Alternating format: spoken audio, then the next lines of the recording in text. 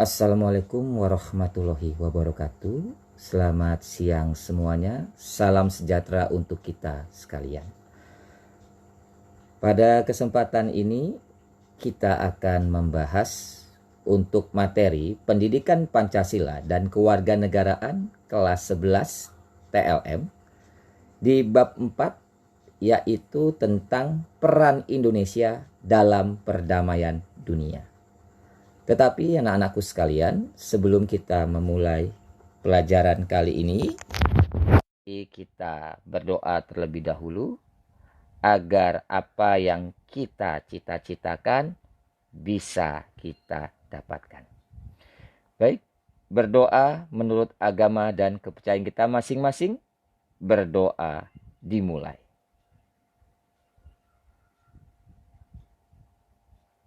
Berdoa selesai. Baik anak-anakku sekalian, untuk kali ini kalian bisa membuka buku paket di halaman 71. Materinya tentang partisipasi Indonesia bagi perdamaian dunia. Baik anak-anakku sekalian, di dalam kehidupan ini manusia tidaklah bisa untuk hidup seorang diri. Karena bagaimanapun manusia itu adalah makhluk sosial. Kalau kita berbicara kepada bahasan yang lebih luas tentang partisipasi Indonesia bagi perdamaian dunia, ini mencakup tentang politik luar negeri Indonesia. Nah, seperti yang kita ketahui bersama, politik luar negeri Indonesia itu adalah bebas dan aktif. Apa itu politik bebas dan aktif? Nah, dalam menjalin hubungan antar negara, politik luar negeri haruslah senantiasa memperjuangkan daripada hubungan-hubungan yang baik sesama negara. Hubungan-hubungan yang baik itu dapat tercapai. Bagaimana caranya? Caranya dengan menjalin mekanisme hubungan dengan negara lain yang menggunakan diplomasi. Apa itu diplomasi? Diplomasi itu adalah hubungan kenegaraan antar negara. Salah satu contoh daripada hubungan diplomasi itu adalah adanya perwakilan kedutaan negara di negara lain. Itu menandakan bahwasanya suatu negara tersebut menjalin hubungan kerjasama antar negara lain. Contoh misalnya Indonesia dengan Malaysia. Karena kita negara yang bekerja sama, pastinya Indonesia memiliki kedutaan besar di Malaysia. Begitu juga sebaliknya, Malaysia memiliki kedutaan besar di Indonesia. Politik luar negeri suatu negara pada kenyataannya tidak selalu berjalan lancar sesuai dengan yang diharapkan. Dengan demikian, bagi bangsa Indonesia dibutuhkan cara-cara diplomasi yang tepat dan dalam pelaksanaannya tidak bersifat memihak.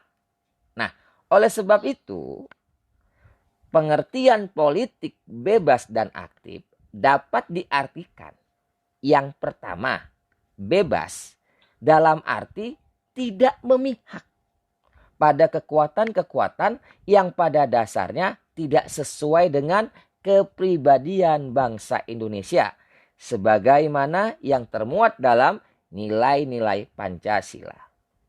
Yang kedua, aktif. Aktif di sini yaitu diartikan sebagai menjalankan kebijakan luar negerinya. Indonesia tidak bersifat pasif tetapi aktif atas kejadian-kejadian internasional. Bebas di sini diartikan Indonesia tidak memihak kepada negara-negara yang mempunyai kekuatan-kekuatan adikuasa. Sebetulnya, politik bebas dan aktif ini muncul pada saat di dunia ini ada dua blok yang menguasai. Yaitu ada yang disebut dengan blok timur dan ada blok barat. Tetapi pada masa sekarang ini blok timur dan blok barat itu sudah tidak ada. Tetapi Indonesia tetap menjalankan falsafah politik luar negerinya dengan bebas. Yaitu bangsa kita siap bekerja sama dengan bangsa dimanapun di seluruh dunia ini. Nah, kemudian rumusan tentang politik luar negeri bebas aktif itu pertama kali dikemukakan oleh Bapak Dr. Andes Muhammad Hatta di depan sidang Badan Pekerja Komite Nasional Indonesia Pusat pada tahun 1948, tepatnya di bulan September. Di dalam pidatonya, Bapak Dr. Andes Muhammad Hatta menyatakan, mempertahankan kemerdekaan rakyat dan menjaga keselamatan negara untuk mendapatkan barang-barang yang diperlukan dari luar negeri dalam rangka meningkatkan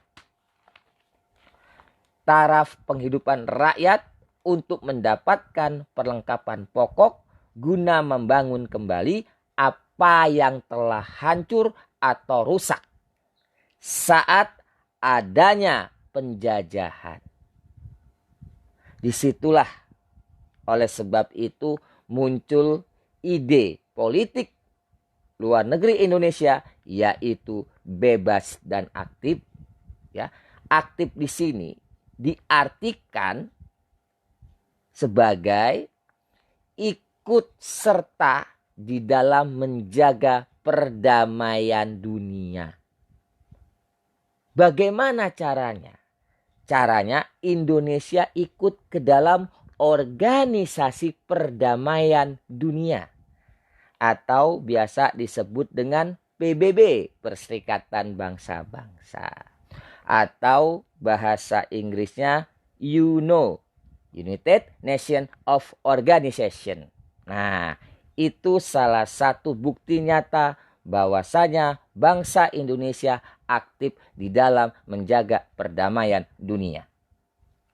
Nah, bisa kita simpulkan politik bebas aktif di Indonesia itu ada 3. Ya, tujuannya apa? Yang pertama, mencegah permusuhan dengan salah satu pihak.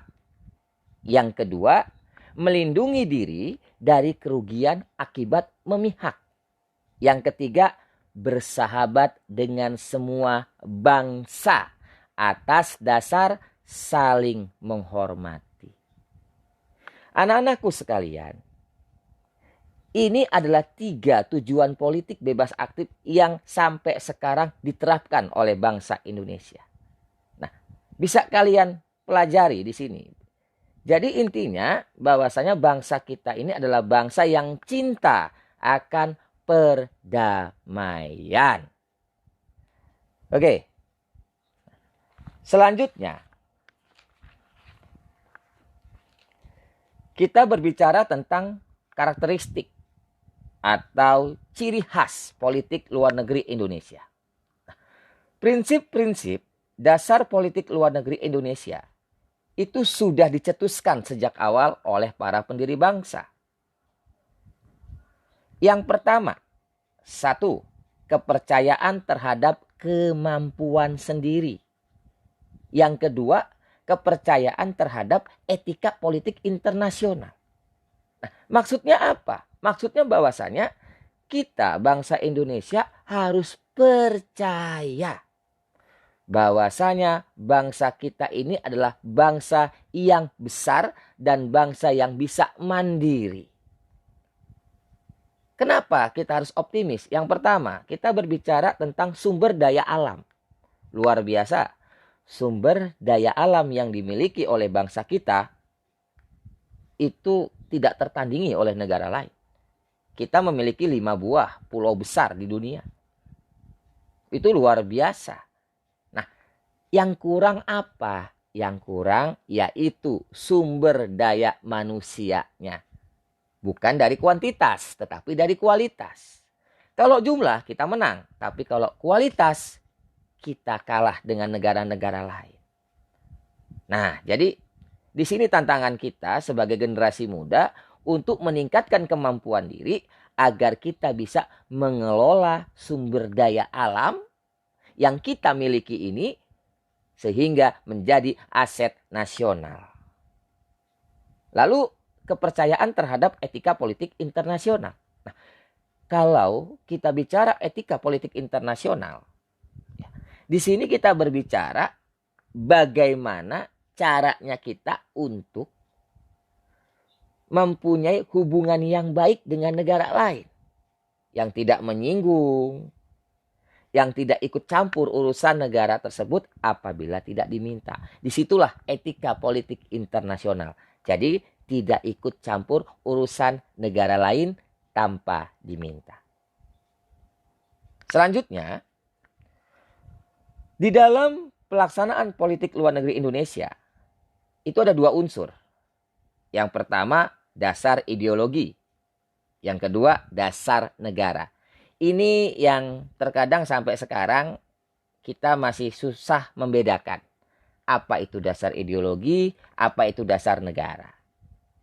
Kalau kita berbicara dasar ideologi, kita bahas dulu ideologi. Apa itu ideologi?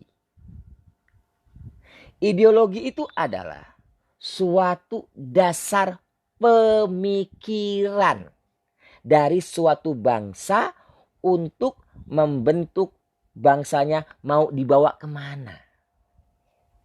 Dasar ideologi kita adalah Pancasila. Ya. Nah, disitulah kita harus memahami bahwasanya Pancasila itu merupakan dasar pemahaman bangsa kita yang harus kita jalankan setiap pasalnya, setiap silanya. Jadi jangan hanya sekedar tahu Pancasila, sila pertama ketuhanan yang Maha Esa, tapi kita tidak tahu maknanya. Nanti pada kesempatan berikutnya kita akan membahas tentang makna daripada setiap Pancasila. Selanjutnya yang kedua, dasar negara. Nah, apa itu dasar negara? Dasar negara itu adalah pondasi ataupun dasar hukum. Sumber daripada sumber hukum di Indonesia itu adalah Undang-Undang Dasar tahun 1945. Itulah dasar negara kita. Jadi mudah-mudahan pada kesempatan ini kalian sedikit memahami apa itu dasar ideologi dan apa itu dasar negara. Baik anak-anakku sekalian, terima kasih pada kesempatan kali ini. Saya pikir cukup sampai di sini. Mudah-mudahan penjelasan yang singkat dari saya bisa kalian pahami. Jangan lupa untuk absen dan juga untuk mengerjakan tugas yang saya berikan. Baik, terima kasih sekali lagi atas perhatiannya. Satu yang perlu saya pesan kepada kalian, tetap optimis, tetap semangat untuk kita menjalankan kegiatan pembelajaran jarak jauh. Mudah-mudahan tahun ajaran depan kita sudah bisa bertemu di sekolah, insya Allah. Tetap semangat, tetap jaga protokol kesehatan. Terima kasih. Assalamualaikum warahmatullahi wabarakatuh.